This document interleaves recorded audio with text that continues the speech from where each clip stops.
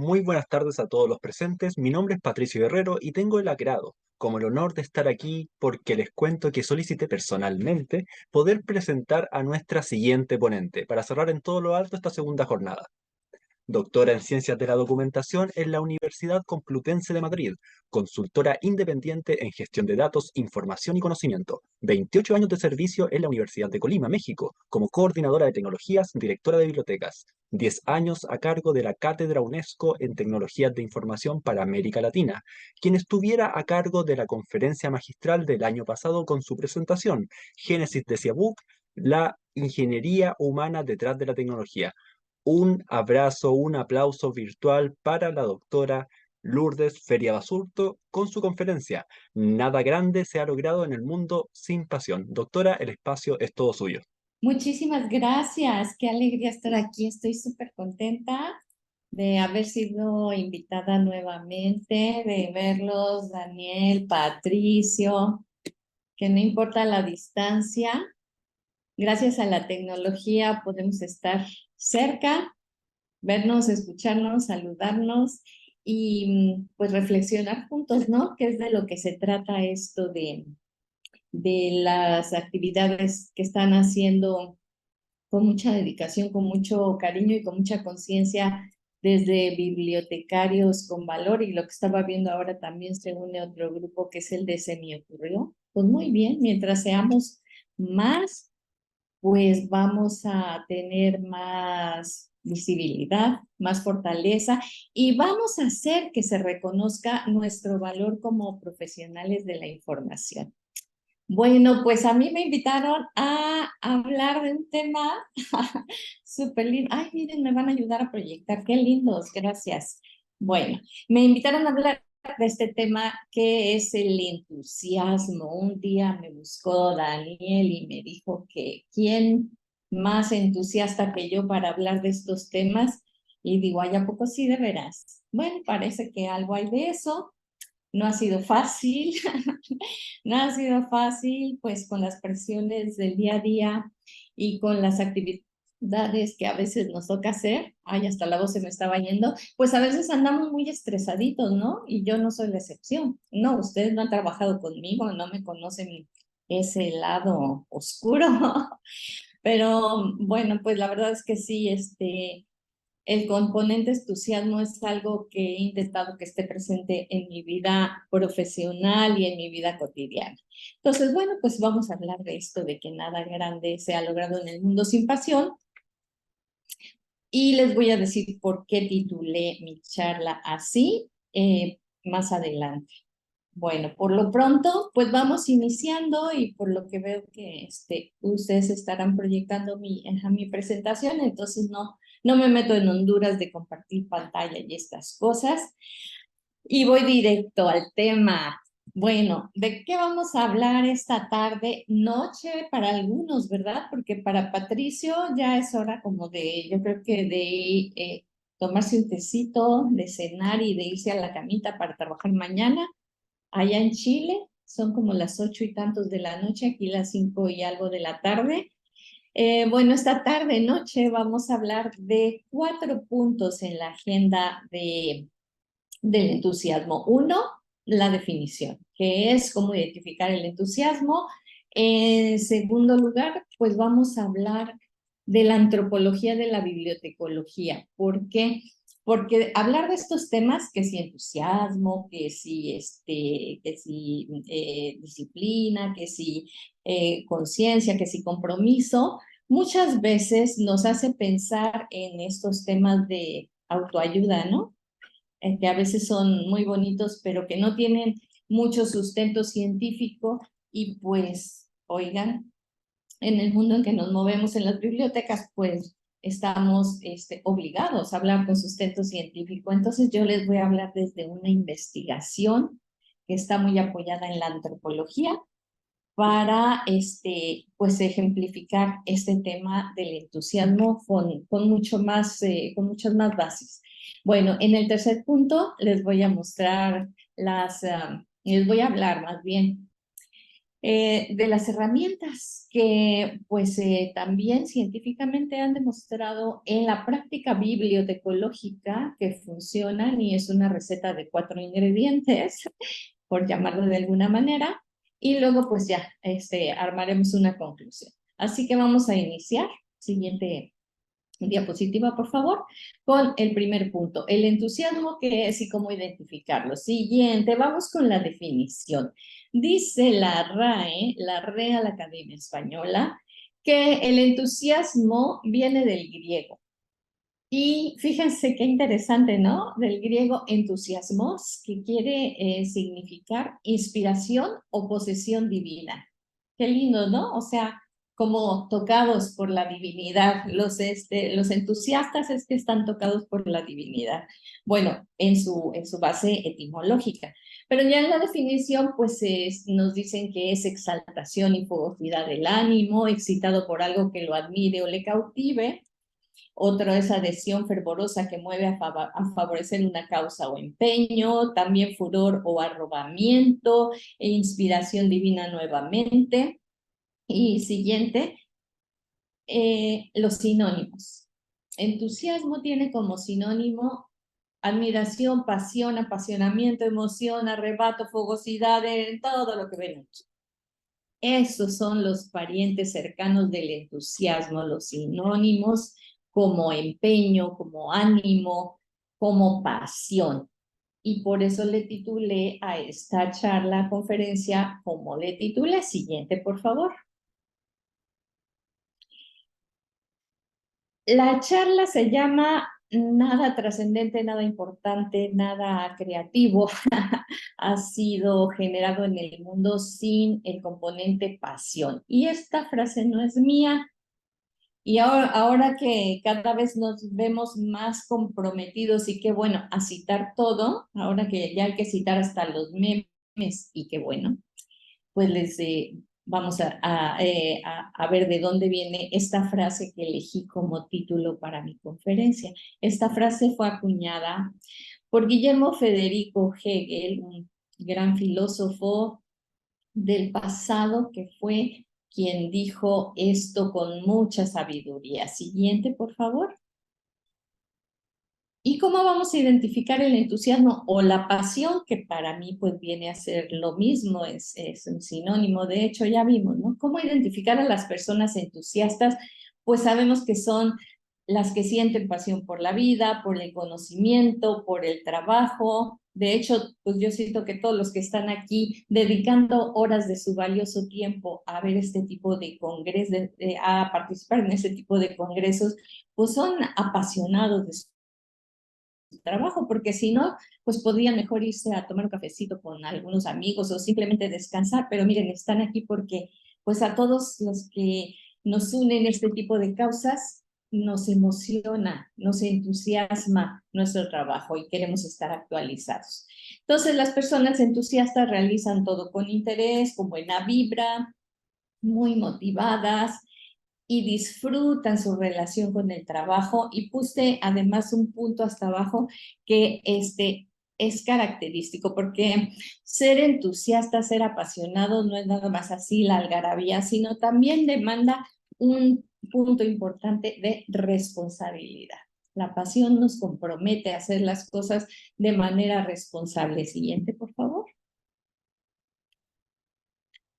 Y entonces pues vuelvo a lo que les decía al principio, ¿no? No quiero que esto parezca una charla de autoayuda o de estas entrevistas que les hacen a los influencers de, de YouTube o de TikTok, y que nada más les empiece yo a hablar de mi ronco pecho, de lo que es la emoción, de lo que es el entusiasmo, de lo que es la pasión, sino vámonos al tema científico. Y yo, pues me van a disculpar mucho que les hable desde mis experiencias personales también, pero creo que es la manera más honesta de la cual puede uno partir, de la plataforma de su propia historia. Y en mi historia, pues muchos que me conocen, muchas de ustedes que me conocen, pues saben que yo trabajé muchos años en la Universidad de Colima y allí pude ver un caso de éxito basado en el entusiasmo, en la pasión, en la voluntad y en el tesón.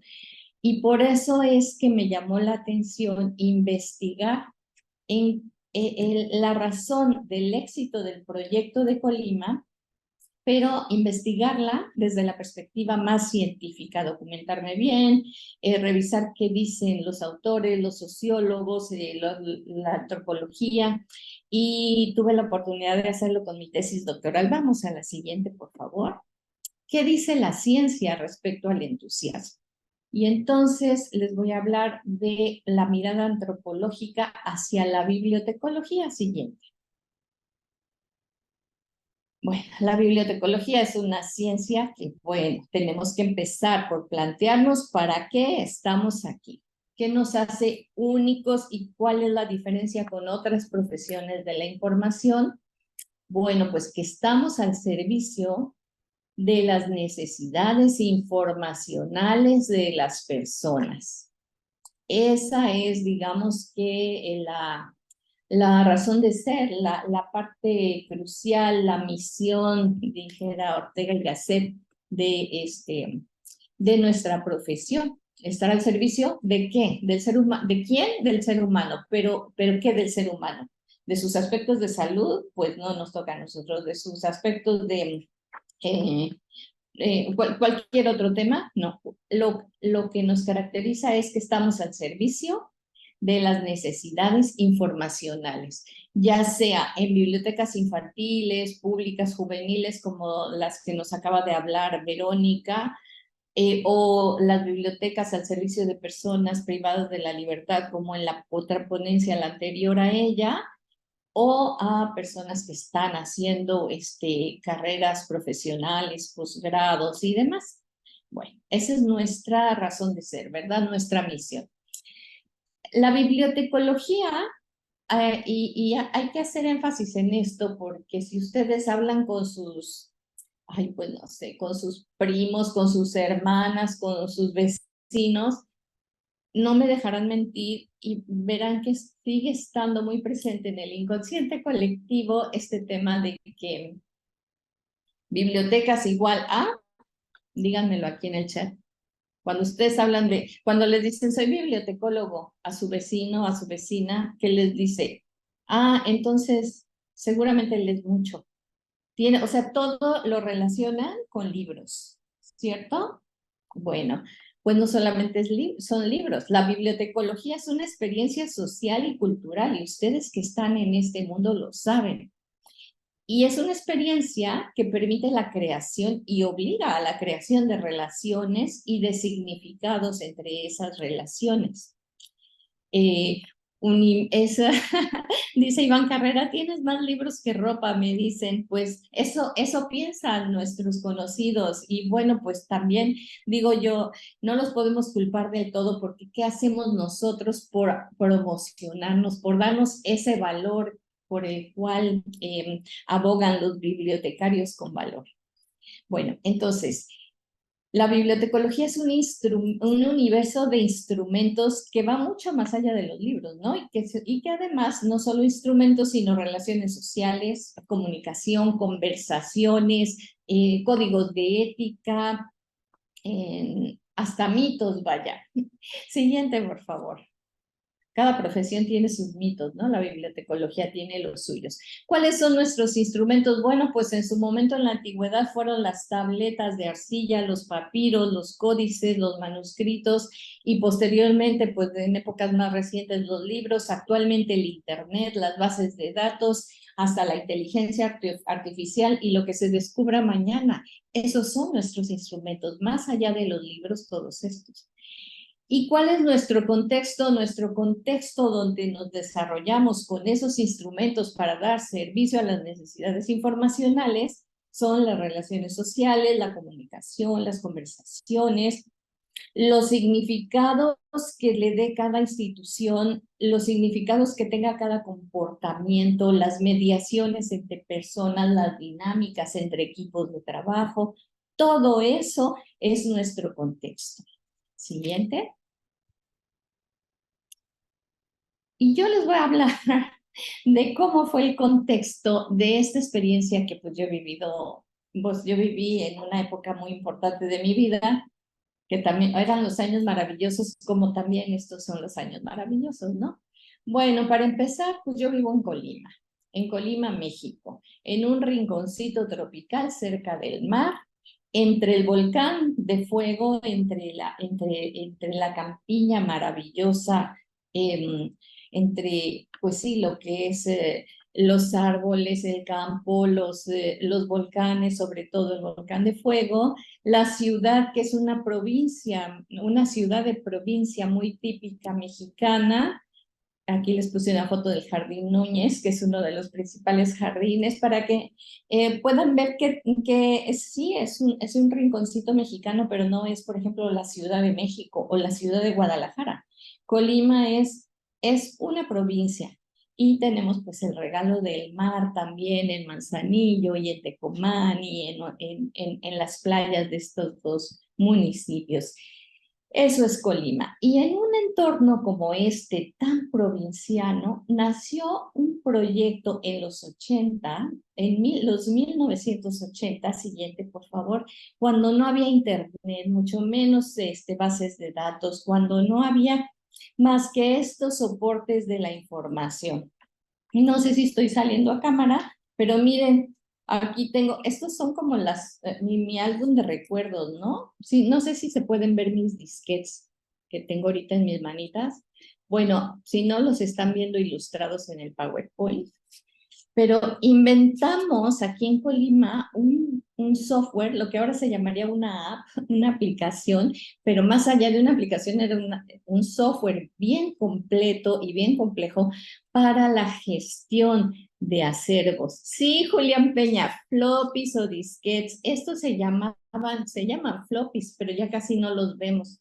Y había que cuidarlos mucho porque con el calor de Colima, ¿qué creen? Se hacían chicharrón, o sea que se doblaban todos y tomaban formas muy extrañas y ya no servían después para leerlos en las compus. Bueno, pues en este tipo de tecnología tan, pues, previa a la historia de la Internet, desarrollamos un software que se llamó Sistema Integral Automatizado de Bibliotecas de la Universidad de Colima, con las siglas YABU. Y ese software permitió que se automatizaran, no les miento, porque además está documentado en mi tesis doctoral, miles de bibliotecas, miles de instituciones en América Latina. Y eso nunca nos lo hubiéramos imaginado porque pues, no teníamos ni un 5 de presupuesto para hacer una cosa así. Y además, como les digo, pues la Universidad de Colima es una universidad no de una gran ciudad, sino de una ciudad de provincia, de un estado de la República Mexicana que es más parecido pues a un rinconcito tropical, insisto, ¿no? ¿Quién se iba a imaginar que la tecnología, que para entonces era vanguardia, se iba a desarrollar en una universidad así y más específicamente en un área de bibliotecas? Pero ¿qué creen? Lo hicimos para nosotros, para resolver un problema, porque no teníamos presupuesto para reproducir nuestras fichitas catalográficas, que pues en mi generación, hijos míos, que yo soy boomer, orgullosamente boomer, pues no había bases de datos, no había OPACs, no había catálogos en línea, sino había tarjetitas de cartulina para hacer la bibliografía de las colecciones, hacer las fichas bibliográficas de las colecciones de las bibliotecas. Bueno, pues con Ciabook ya lo pudimos hacer en las primeras computadoras sonononas enormes que hubo en los años 80 y después ya fue un producto de exportación y de allí nos pusimos a hacer, nos dimos a la tarea de investigar cómo hacer discos compactos con información y pudimos hacer hasta bibliotecas virtuales en disco compacto, en CD. ¿Ya quién se acuerda del CD? Ni modo, nada más Julián y yo, ¿no? Ah, mira, porque me está aquí comentando en el chat. Gracias, Julián. Entonces, ese era lo que había, lo aprovechamos y ¿qué creen? Pues nos hicimos muy famosos, ¿no? Porque rompimos un tabú, el tabú de que en las bibliotecas no podía hablarse de tecnología. Bueno, entonces nos convertimos en la primera, después de Ciabuc, creamos el CENEDIC, que fue la primera editorial digital universitaria latinoamericana. Y seguíamos en los 80, porque CENEDIC nació en el 87, 88, si mal no recuerdo.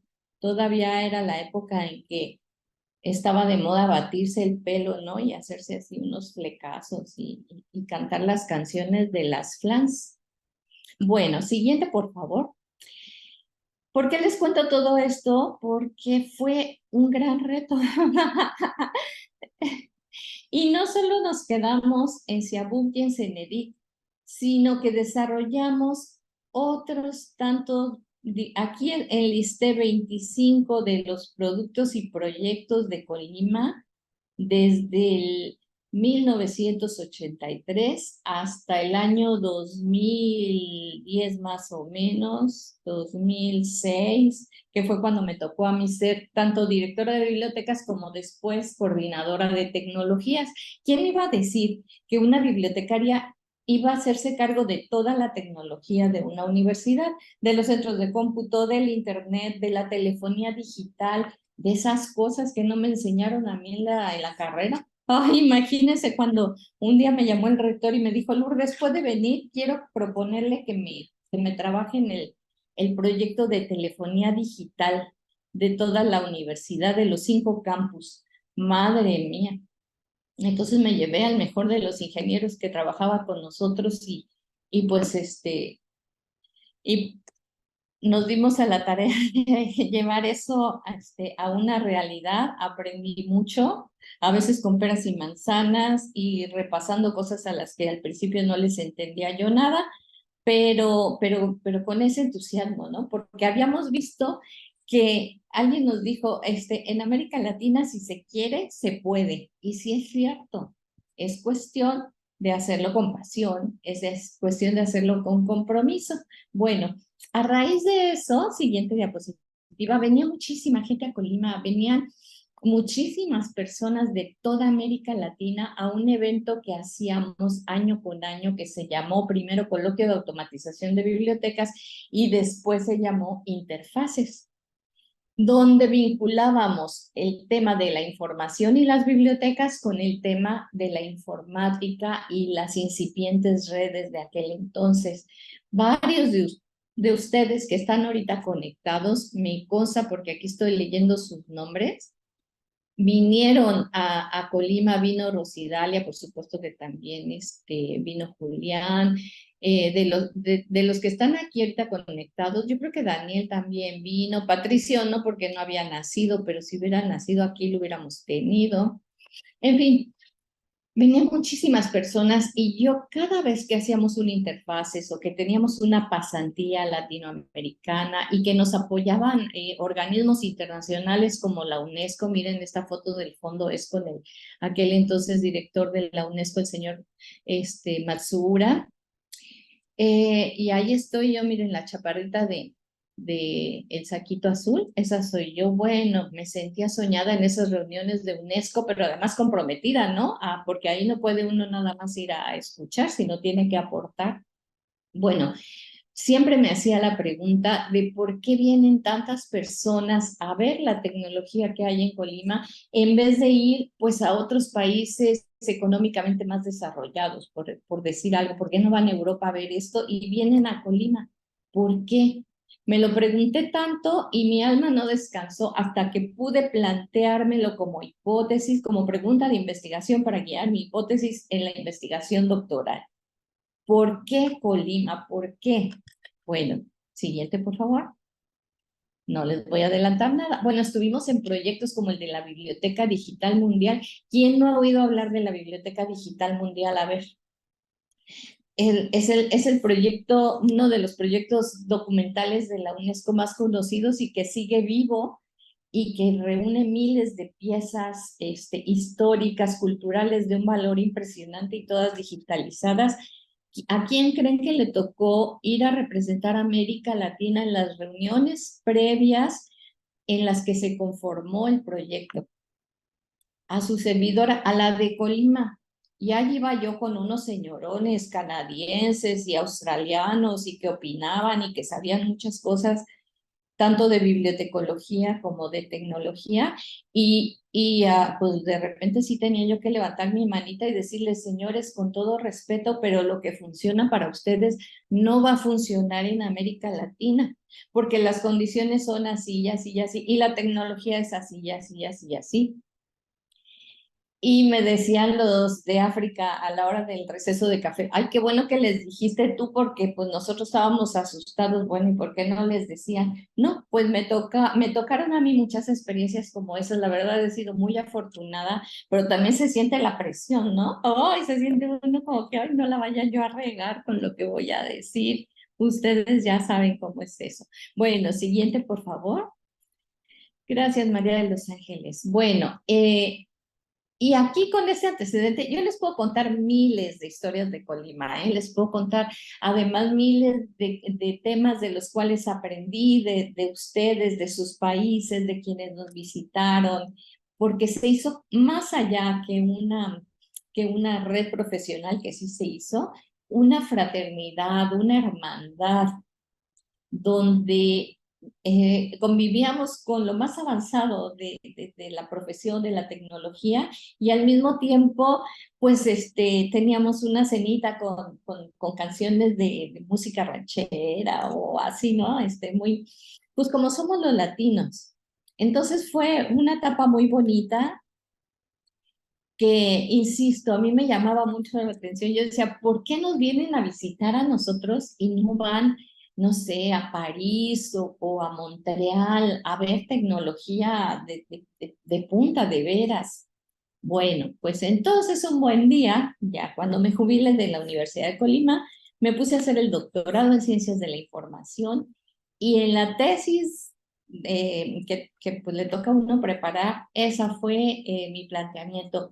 ¿Por qué Colima? ¿Qué había en Colima? ¿Por qué venían tanto? Bueno, y entonces llegué después de trabajar pues toda la revisión bibliográfica, después de hacer entrevistas, después de reunir toda mi información, hice mucho trabajo cualitativo, de investigación cualitativa siguiente, para llegar a una receta de 4 ingredientes, que bueno, en la tesis se llama el modelo Colima, pero eso de modelo se me hace medio presuntuoso, ¿no? Entonces, por eso aquí le puse plataforma Colima. Lo que nos funcionó a nosotros y que yo pienso que eso sí es un modelito que se puede exportar, que ustedes pueden aplicar hasta en su vida cotidiana. De hecho, a mí me sigue yendo muy bien actualmente porque aplico esta plataforma para mi desarrollo profesional actual, y lo que nos funciona en Colima se basa en 4 componentes y que no me los inventé yo, les digo, les fue a mucha investigación y mucho también conocimiento, mucho trabajo con la doctora María Teresa Márquez, que es una antropóloga peruana mexicana, que se ganó en el año 2007 el premio de la Academia Mexicana de Ciencias Sociales para la publicación de tesis doctoral, y le publicaron su tesis, que miren, aquí la tengo, no sé si ustedes la puedan ver, y la tesis se llama Ingenieros Rancheros, elección cultural y estilo tecnológico. ¿Quiénes creen que somos los ingenieros y bibliotecólogos rancheros? Pues los de Colima. Y es que ella vino desde Perú a hacer esta investigación porque dijo, ¿qué hay en Colima que hasta en Perú estamos enterados de que allí se mueve algo que no sabemos qué es? Y entonces ella, pues con muchísima más experiencia en la temática antropológica, en el ser humano, pues se puso a hacer la investigación, que a mí me motivó también a retomar el tema para mi tesis. O sea, ella fue como mi guía, mi brújula, y dije, yo la voy a seguir. Y además, pues somos bastante amigas a la fecha. Entonces, pues hubo también ese vínculo, ¿no? De comunicación más, pues más, eso, amistosa. Ella, en su tesis doctoral, que después fue un libro, que es este que les estoy mostrando, habla de los componentes, de dos de los componentes que hicieron el éxito de Colima. Y esos dos componentes que ella identifica son lo que le llama tecnología hecha y tecnología hablada. La tecnología hecha fue todas las aplicaciones tecnológicas que llevamos, que desarrollamos para los proyectos bibliotecológicos. Tecnología hablada es toda la comunicación, las conversaciones, tanto internas en el equipo de trabajo para que estuviera tan consolidado, porque miren, nos encontramos a la fecha y nos acordamos de qué bonita época esa en la que trabajamos a todo dar el equipo de bibliotecas y tecnología en Colima. ¿Y eso qué significaba? Pues que había muy buena comunicación, no siempre, ¿verdad? Porque hasta en las mejores familias, pero hay temas que pues si no están funcionando, se toman, se analizan, se pulen, se mejoran. Bueno, la antropóloga Márquez, María Teresa Márquez, ella eso le llama la tecnología hablada, tanto al interior del equipo como hacia las entidades y los funcionarios y las autoridades que nos apoyaron. Porque estos proyectos, aunque nadie me lo crea, se hicieron con 10 centavos, nacieron sin presupuesto. ¿Y cómo conseguimos presupuesto? Tocando puertas, haciendo gestión, mucha gestión, pero con una tecnología hablada, convincente. Y entonces ahí llegamos a los otros dos elementos, que esos fueron los que a mí me tocó aportar en mi tesis doctoral. La doctora Márquez habla de tecnología hecha y tecnología hablada, y yo hablo de base de conocimiento y de un factor que le di en llamar ingeniería humana.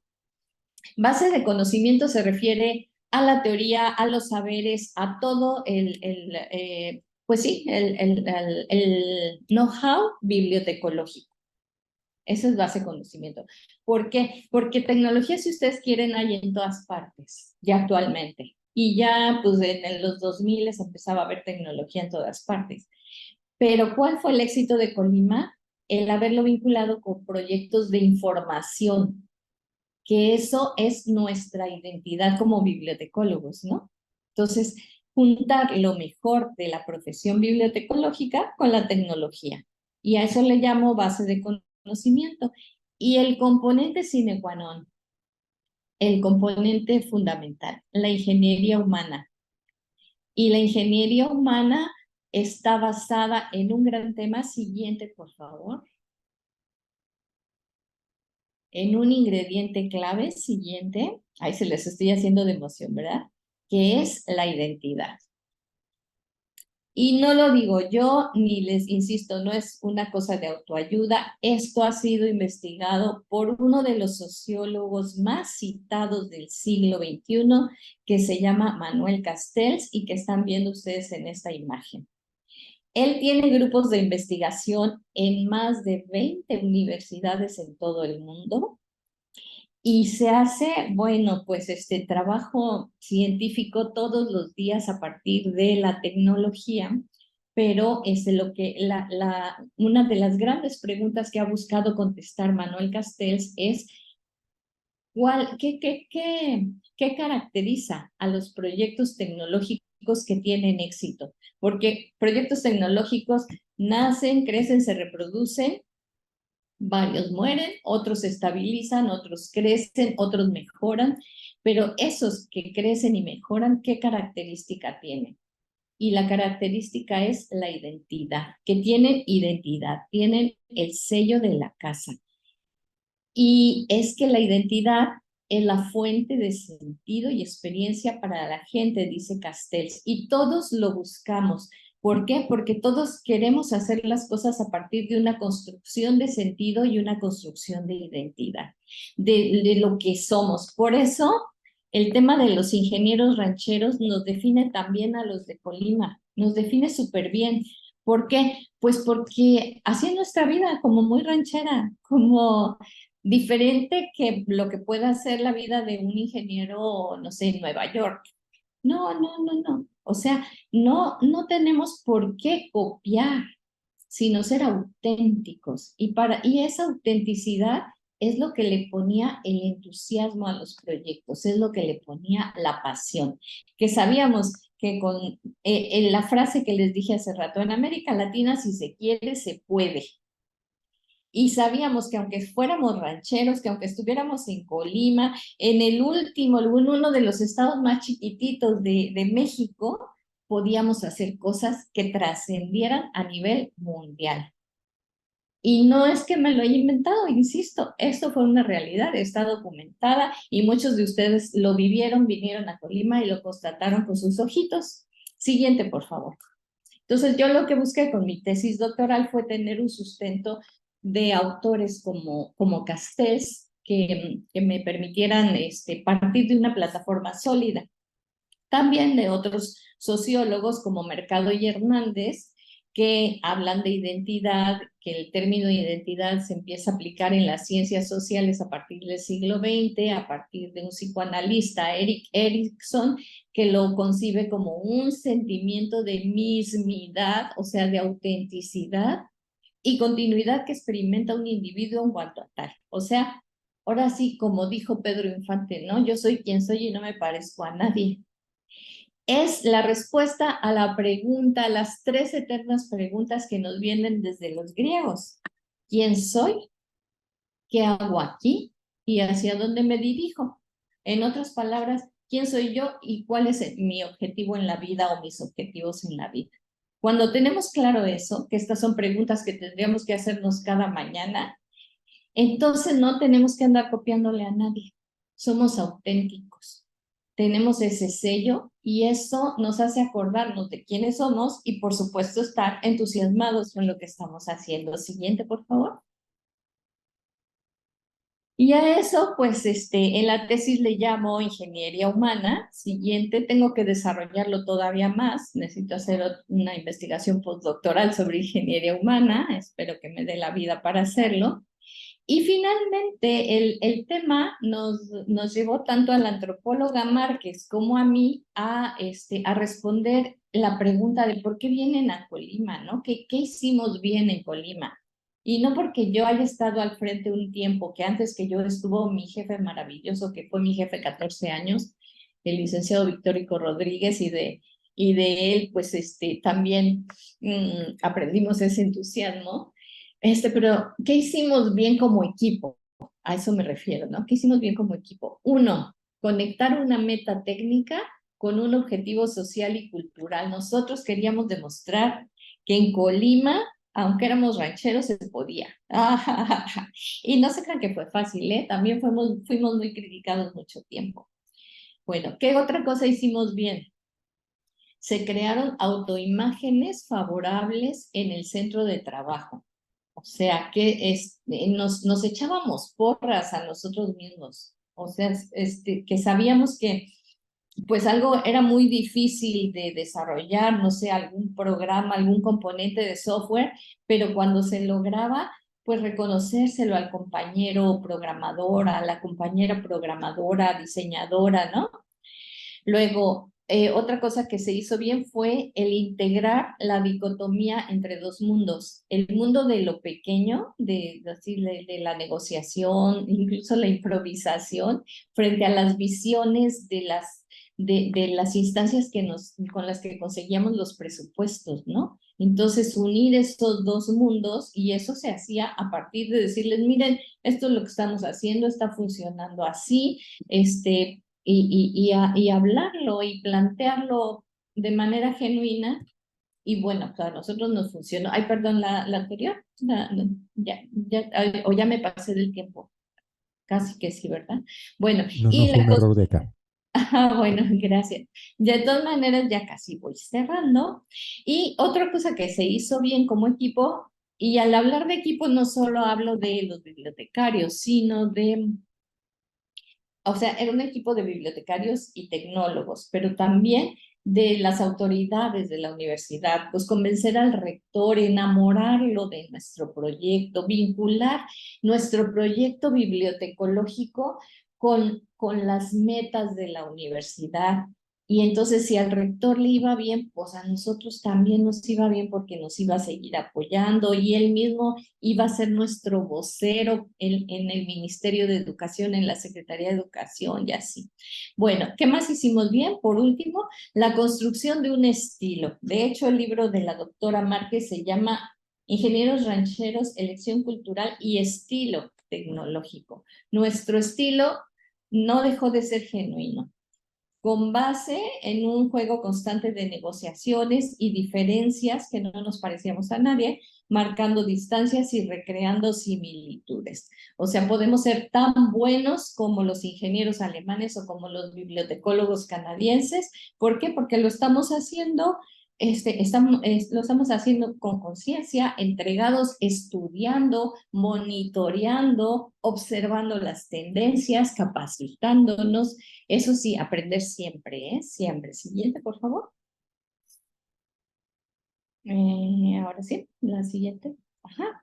Y bueno, una cita de la doctora Márquez de uno de sus libros, porque tiene varios, dice, la tecnología, y yo aquí lo asemejaría también con la bibliotecología, es un proceso socialmente inteligente que no solo está conformado de artefactos, sino de conductas, conocimientos y discursos en estrecha relación con el contexto social y cultural.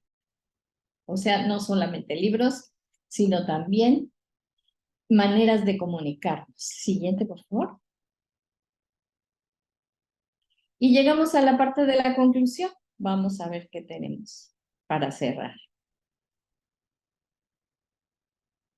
Bueno, dijo Hegel, que con relación al entusiasmo, que nada grande se ha logrado en el mundo sin pasión. Yo agregaría sin pasión, sin voluntad, o sea, los tres componentes son pasión, voluntad y tesón, porque a veces hay que estar constante, constante, constante, y para eso se requiere voluntad, dedicación, compromiso, conciencia. Siguiente, por favor. Y eso permitió que integráramos un equipo de trabajo maravilloso de casi 200 personas con las que se lograron metas que a veces parecían que no las íbamos a poder alcanzar. Ay, no, miren, hicimos discos compactos para, por ejemplo, para el Archivo General de la Nación, para la editorial Fondo de Cultura Económica, para 14 revistas médicas mexicanas que en su momento no había tecnología y nosotros pudimos ayudarles a sistematizar su información. Hicimos un montón de productos con este equipazo de trabajo de bibliotecólogos, programadores, diseñadores, pedagogos.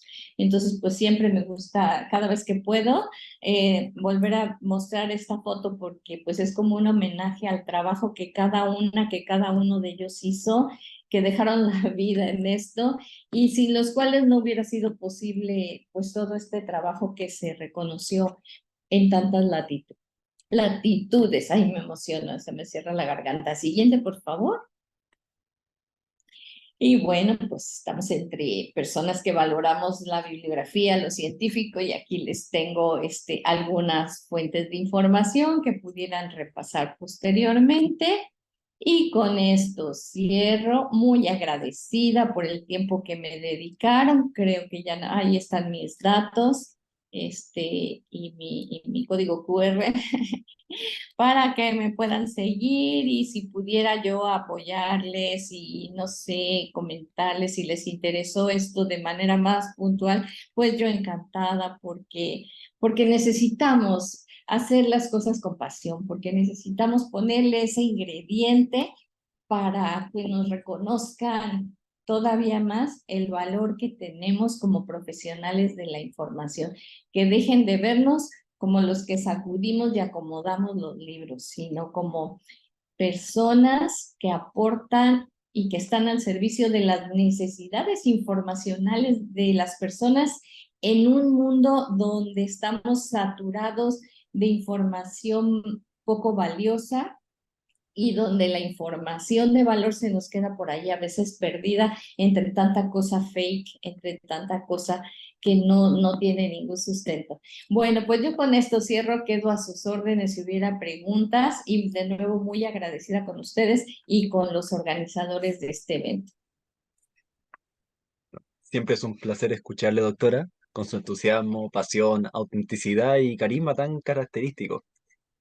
Muchas gracias por estar aquí y compartir su conocimiento tan valioso, puntos de vista y vasta vida profesional con nosotros. Como hizo usted, si se quiere, se puede. Y vaya que lo ha hecho, ha trascendido con pasión, voluntad y tesón. No sé si hay más preguntas en el chat. Vamos a ver. Julián Peña, muchas gracias por la excelente potencia, estimada doctora Feria Basurto. Gracias por compartir información valiosa, María de los Ángeles. Y varios comentarios que estuvieron a lo largo de la presentación. Bueno, si no hay preguntas, necesita la otra. Ahí sí. Ahora sí, le vamos a dar una constancia, por supuesto. Bibliotecarios con valor y se me ocurrió otorgan la Aquí hay presente una pregunta, constancia. ¿no? Hay una pregunta, me detengo. Sí. Ajá. Julián Peña dice, con base en su experiencia profesional, se me salió la pregunta, ahí sí, ¿cómo decodificó el lenguaje de los ingenieros? Mm, Pues muchas gracias por la pregunta, Julián. Más bien ellos, ¿cómo nos decodificaron a nosotros, no? Pues fíjense que entre las cosas que luego no alcanzo a comentar en este tipo de conferencias, y agradezco la pregunta especialmente por eso, este, es ese tipo de anécdotas. Vamos a ver, en los 1980, en esa década, el tema tecnológico solamente lo abordaban los programadores, los informáticos, los ingenieros, como nos indica aquí Julián. Entonces, eran como un personaje que estaba bueno, estaba el médico, que siempre ha sido el médico, ha sido una de las profesiones más reconocidas, y estaban también los ingenieros informáticos, y por allá en un rinconcito los bibliotecólogos. Bueno, la cosa fue que como necesitábamos hacer un software para nuestras necesidades propias y había un centro de cómputo en la universidad, le pedimos al director de ese centro de cómputo, más bien mi jefe, en aquel entonces mi jefe fue el que tuvo la iniciativa maravillosa y el sueño que se pudo hacer realidad, fue a hablar con el director del centro de cómputo, el ingeniero Enrique Moreno, que apreciamos mucho, y le dijo, oye, pues necesitamos hacer una basecita de datos, fíjate, una basecita de datos pues que nos pueda buscar los libros. Dijo así, mira, te voy a asignar a uno de los programadores, pero nada más tendrían un espacio ya que termine su jornada laboral, entonces por la noche 2 horas. Ah, está bien. Y entonces fue trabajar con ellos, pero al principio me acuerdo que la persona que nos asignaron nos asustaba, nos decía, no vayan a picar la tecla control al mismo tiempo que la tecla del y la tecla alt, porque si no borran toda la información de todas las computadoras del mundo. Estoy exagerando, ya me conocen, ¿no? Pero sí nos decían, no, tengan mucho cuidado de no tocar esas 3 teclas al mismo tiempo porque pueden generar un caos informático pues eran computadoras enormes que no tenían el potencial ni la mitad del potencial de lo que ahora tiene un teléfono inteligente. Entonces sí, ese tipo de temas, pues nos los hacían ver como muy delicados.